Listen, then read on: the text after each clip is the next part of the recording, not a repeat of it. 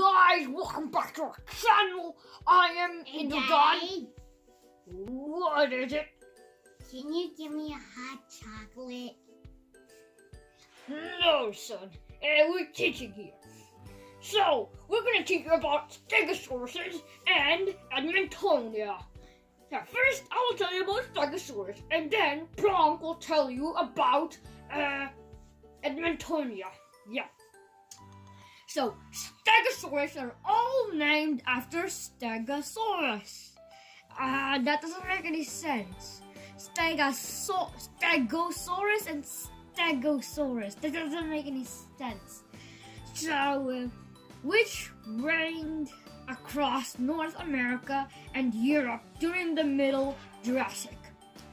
The herbivore had a small head, diamond-shaped plates along its back, and a defensive, spiky tail. So it means that they have plates on their backs, like to do, that are like diamond shapes, and then they also have a spiky tail, which for defense, but I don't have it. For see? You have a sting. Sting? Oh yeah.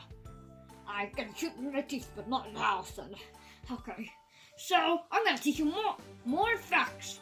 Unlike other known Stegosaurus, Stegosaurus's plates were staggered instead of in pairs. So they were like not in pairs because they're like not in between each other. I don't know how to explain that thing, but yeah, they were staggered instead of pairs.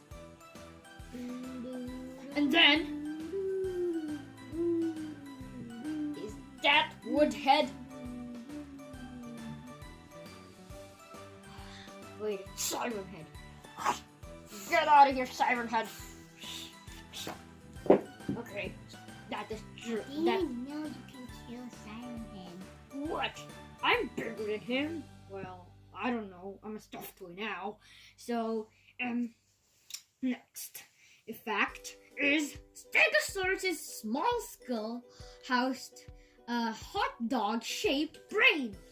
Hot dog? So his small skull, it made a shape of a hot dog shaped brain. So that really is a funny thing. It's a oh. Okay. Silver. Oh, all right then. Okay. My now, turn. wait. I have one more fact. Stegosaurus could not move fast because of its short front legs. Its top speed was 7 kilometers. And Is that it? yeah, that's it. It's time for you to teach them about Edmontonia. Okay, teach us a fact. So, one of the largest dinosaurs, herbivores like Edmontonia, lived across North America in the late Cretaceous period.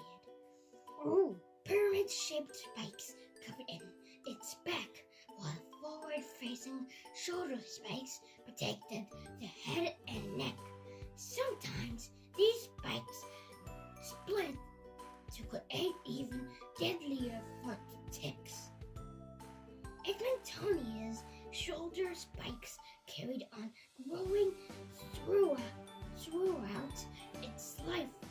They gave some protection of the dinosaur had to charge past an attacking theropod. However, their main purpose was for fighting rivals over territory and mates.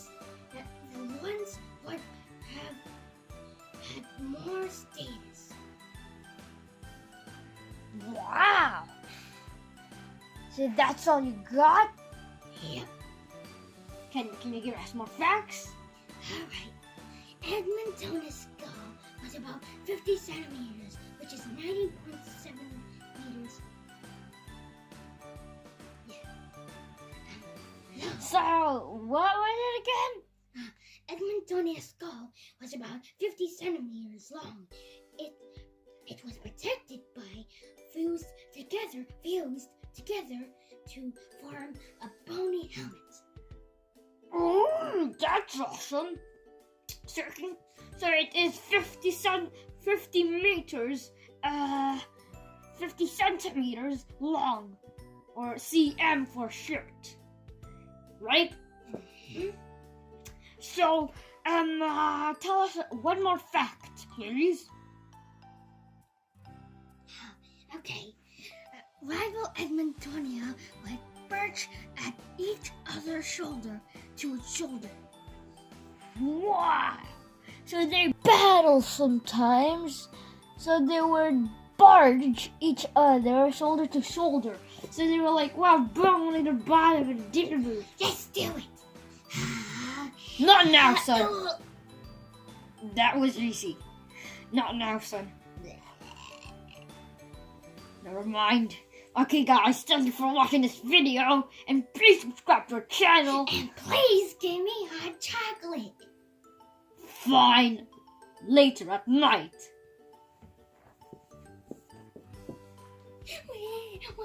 Wait.